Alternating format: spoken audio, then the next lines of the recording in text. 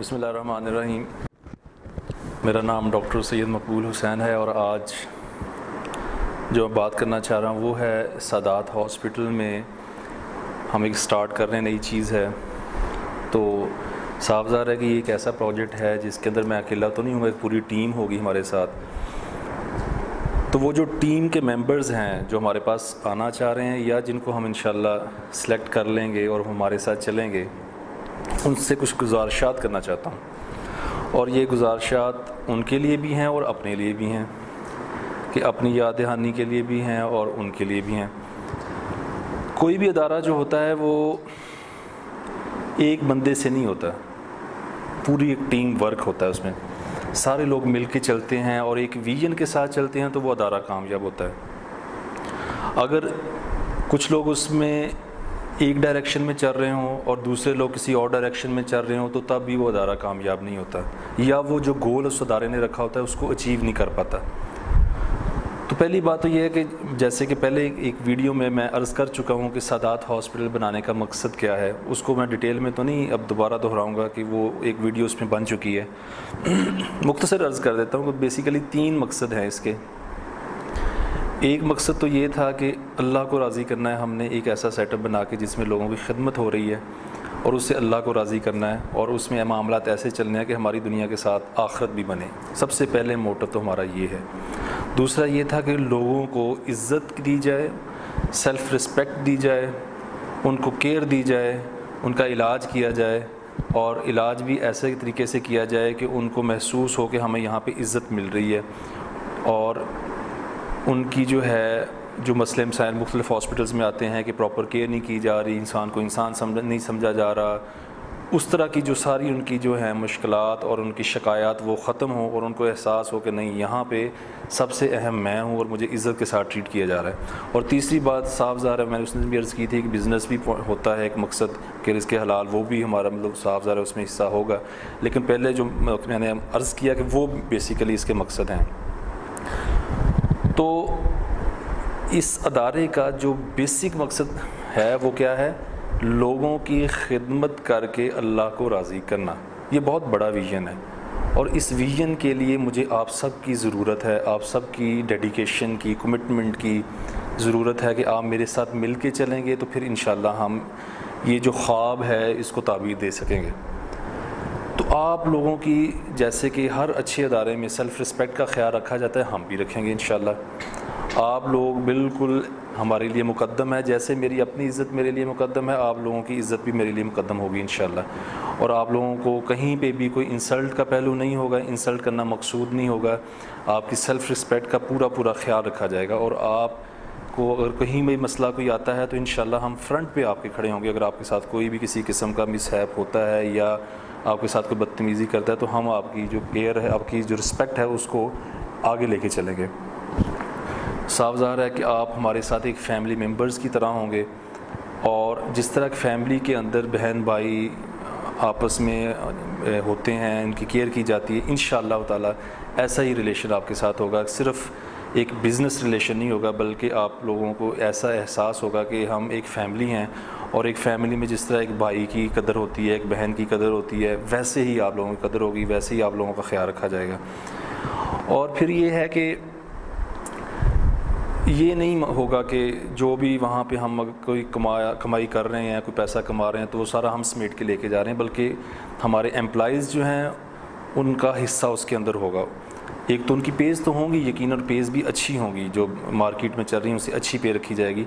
इसके साथ साथ ऐसा नहीं होगा कि खुदा न खास्ता अगर किसी का बच्चा है और वो पैसे की वजह से पढ़ नहीं सकता आगे तो वो रह जाएगा, हम उसकी केयर करेंगे अपने एम्प्लॉइज़ की इंशाअल्लाह ताला।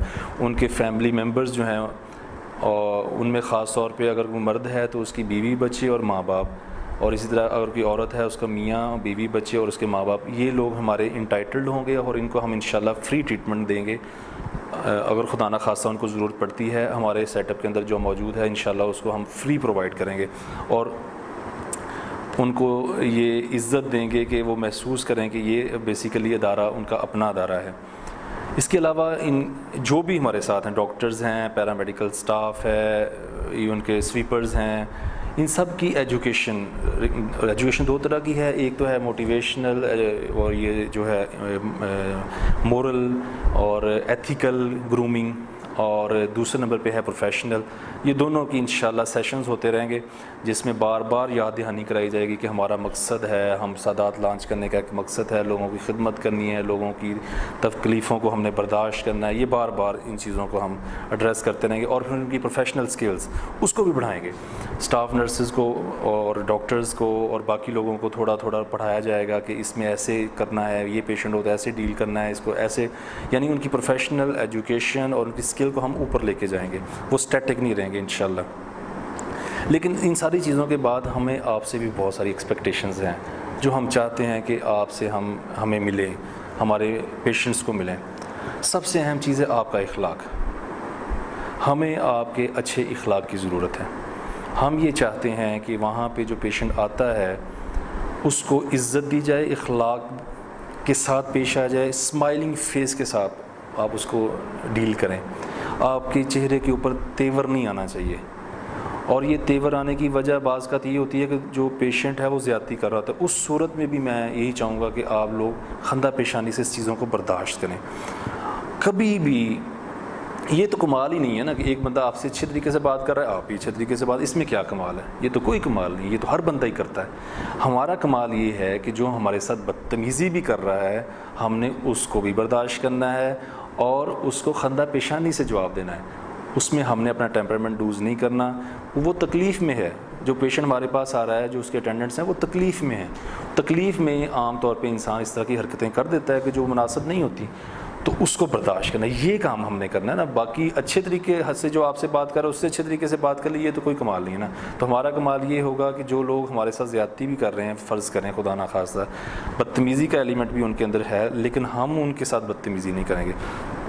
और ये वो बात होगी जिस पे कोई टॉलरेंस नहीं है, ज़ीरो टॉलरेंस है। कोई भी बद अखलाक़ी अगर की जाएगी हमारे स्टाफ मेंबर की तरफ से तो वो हमारे लिए वो काबिल बर्दाश्त नहीं है, वो हमारे साथ नहीं चल सकता। तो ये, और एक बात, दूसरी बात ये कि ये कोई जस्टिफिकेशन नहीं है बदतमीज़ी की कि इसने मेरे साथ बदतमीज़ी की थी, ये कोई जस्टिफिकेशन नहीं है। अगर किसी ने आपके साथ बदतमीज़ी की है तो आप खंदा पेशानी से उसके साथ डील करें। अगर आप ये नहीं कर सकते तो आप चुप कर जाएँ। अगर इससे भी ज़्यादा कोई काम ख़राब होता है तो आप अपने जो हायर अथॉरिटीज़ हैं, जो नीचे वाला है, वो अपने सीनियर को आके बताया कि ये मेरे साथ ये कर रहे हैं। ये नहीं बर्दाश्त होगा कि आप उसको जवाब दें, आप बदतमीज़ी करें। और कभी भी ये जस्टिफिकेशन कबूल नहीं की जाएगी कि मेरे साथ पेशेंट ने बदतमीज़ी की इसलिए मैंने बदतमीज़ी की, या इसके अटेंडेंट ने बदतमीज़ी की इसलिए बदतमीज़ी की। तो ये कोई जस्टिफिकेशन नहीं मानी जाएगी। और हम आपसे ये एक्सपेक्ट करेंगे कि आप उनकी बर्दाश्त करेंगे, उनकी जो फ़र्ज़ करें अगर कोई आपके साथ ज़्यादती कर भी जाते हैं, आपको जो ड्यूटी असाइन की जाएंगी, जिसकी भी जो भी ड्यूटी है, उस पर कोई कॉम्प्रोमाइज़ नहीं होगा। वो हम आपसे जो आपको हम रिटन फॉर्म में आपको इंशाल्लाह जो हमारी आप लोगों की ड्यूटीज़ हैं वो लिख के रहेंगे कि आप लोगों की ये ड्यूटी है, आपकी ये ड्यूटी है, तो उसको प्रॉपर चेक किया जाएगा। ये नहीं हो सकता कि आप कहें कि जी ये मेरी ड्यूटी थी लेकिन मैं नहीं कर सका। नहीं करने वाली बात कोई नहीं। आप हर वक्त ड्यूटी पे मौजूद हैं, आपका सारा ध्यान ड्यूटी की तरफ होना चाहिए। आपके जो काम है आपने करने ही करने। हाँ, कभी गलती से या बंदा भूल जाता है, वो एक अलग इशू है, लेकिन आपकी जो ड्यूटी असाइन की जाएगी वो प्रॉपर आपने करनी है। उसमें आपकी कोई ये नहीं है कि जी आप कहें कि ये मैं नहीं कर रहा या मैं नहीं कर सकता। आपकी जो रेगुलरिटी है, आप टाइम पे आएंगे, टाइम पे जाएंगे, उस बिला वजह छुट्टियाँ नहीं होगी, और प्रॉपर जो है बायोमेट्रिक अटेंडेंस होगी जिसमें रिकॉर्ड होगा कि कौन बंदा कितनी टाइम पे आ रहा है, जल्दी आ रहा है, लेट आ रहा है, वो सारा जो है वो प्रोसेस होगा। फिर ये है कि फ़र्ज़ करें अगर एक पेशेंट है, उसने आपको कॉल की है, तो कॉल करने के बाद आपने उसको रिस्पॉन्ड कितनी देर में किया है, आपका रिस्पांस टाइम क्या है, ये भी मॉनिटर होगा। ये नहीं हो सकता कि अगर पेशेंट ने आपको कहा है कोई मसला था, उसने आपको कॉल किया और आप जो है वो 10 मिनट खुशगप्पियों में मसरूफ़ हैं, ऐसा नहीं हो सकता। वो रिस्पांस टाइम जो है हम स्टैंडर्ड सेट करेंगे इंशाल्लाह कि इतनी देर के अंदर अंदर आपने उसको रिस्पॉन्ड करना है। और वो जितना अच्छा रिस्पांस होगा जिस बंदे का, जिस एम्प्लॉय का, उतना ही उसकी जो है वो हमारी इवैल्यूएशन के दौरान उसकी अपग्रेडेशन ज़्यादा जल्दी से होगी। फिर हम अपने एम्प्लॉयज़ की इवैल्यूएशन करते रहेंगे। हम फीडबैक परफॉर्मेंस डिज़ाइन कर रहे हैं जो हम हर पेशेंट को जो हमारे पास एडमिट रह के जा रहा है उसको देंगे। वो उस फीडबैक परफॉर्मे के ऊपर हमें बताएगा कि जी मेरे साथ एटीट्यूड्स डॉक्टर्स का कैसा था, स्टाफ नर्सेज़ का कैसा था, और कहाँ कहाँ मुझे महसूस हुआ कि मेरे साथ ज़्यादती हो रही है या मेरे साथ बदतमीज़ी का एलिमेंट हो रहा है। तो ये सारी चीज़ें वो हमें ख़ुद बता के जाएगा। एक तो वो मतलब वैल्यूएशन होगी, फिर हमारा जो वहाँ पे कुछ लोग इस काम के लिए रखे जाएंगे कि जिन्होंने सिर्फ ये काम करना है कि वो मॉनिटरिंग कर रहे हैं सिस्टम की, कि कौन किस क्या कर रहा है, कितना अच्छे तरीके से काम कर रहे हैं, उनकी वैल्यूएशन होगी। फिर मैं ख़ुद भी लोगों को वैल्यूएट करूँगा कि क्या कर रहे हैं, तो वो वैल्यूएशन बड़ी अहम होगी। उसी वैल्यूएशन की बेस पे आप हमारे साथ चल सकते हैं या नहीं चल सकते, इसका फ़ैसला होगा। और उसी वैल्यूएशन के इस बाद हम ये फ़ैसला करेंगे कि हम किसको कितना प्रमोट कर रहे हैं, आगे लेके जा रहे हैं। और साफ ज़रा की कोशिश करें कि जो अपना काम है उस हद तक महदूद रहें, बिला वजह किसी के साथ फ्रैंक होने की ज़रूरत नहीं है। मोबाइल फ़ोन की कतई इजाज़त नहीं होगी।